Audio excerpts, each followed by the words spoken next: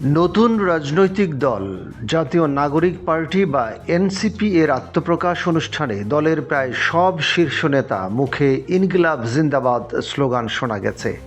দল গঠনের আগেও স্লোগানটি ব্যবহার করতেন বৈষম্য বিরোধী ছাত্র আন্দোলন ও জাতীয় নাগরিক কমিটির অনেকে, কিন্তু এই স্লোগানটি কোত্থেকে এলো তা নিয়ে কৌতূহল তৈরি হয়েছে জনমনে। এ বিষয়েই জানাবো আজ।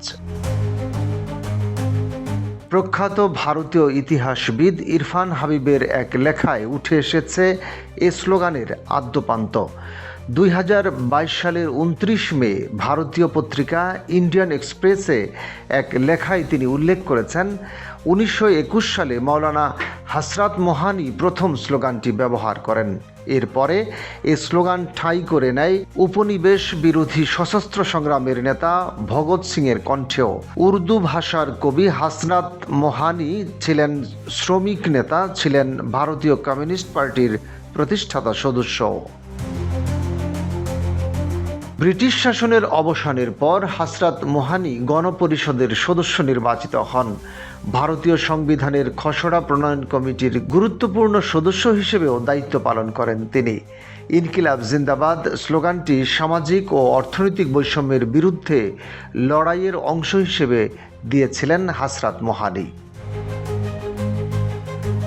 ইরফান হাবিবের লেখায় দেখা যায়, 1929 সালে আদালতে দেওয়া এক জবানবন্দিতে ভগৎ সিং বলেন, ইনকিলাব বা বিপ্লব বোমা বা পিস্তলের সংস্কৃতি নয়।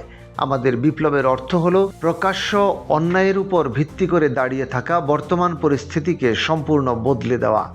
ইতিহাসবিদ ইরফান হাবিব তার লেখায় ইনকিলাব জিন্দাবাদের অর্থ হিসেবে লিখেছেন, বিপ্লব দীর্ঘজীবী হোক। দেশে স্বৈরাচারী আওয়ামী লীগ সরকারের বিরুদ্ধে গত জুলাইয়ে যখন ছাত্র জনতার আন্দোলন তীব্র হয়ে ওঠে, তখন তরুণদের অনেকেই ইনকিলাব জিন্দাবাদ স্লোগানটি ব্যবহার করেন। নতুন দলের নেতাদের মুখে ইনকিলাব জিন্দাবাদ স্লোগান নিয়ে সামাজিক যোগাযোগ মাধ্যমে আলোচনা হচ্ছে।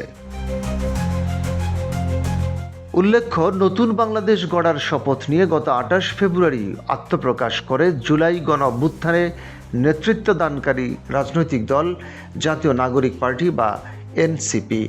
সেকেন্ড রিপাবলিক মানে দ্বিতীয় প্রজাতন্ত্র প্রতিষ্ঠার জন্য গণপরিষদ নির্বাচনের মাধ্যমে একটি নতুন সংবিধান প্রণয়ন করা এই দলের অন্যতম প্রাথমিক লক্ষ্য।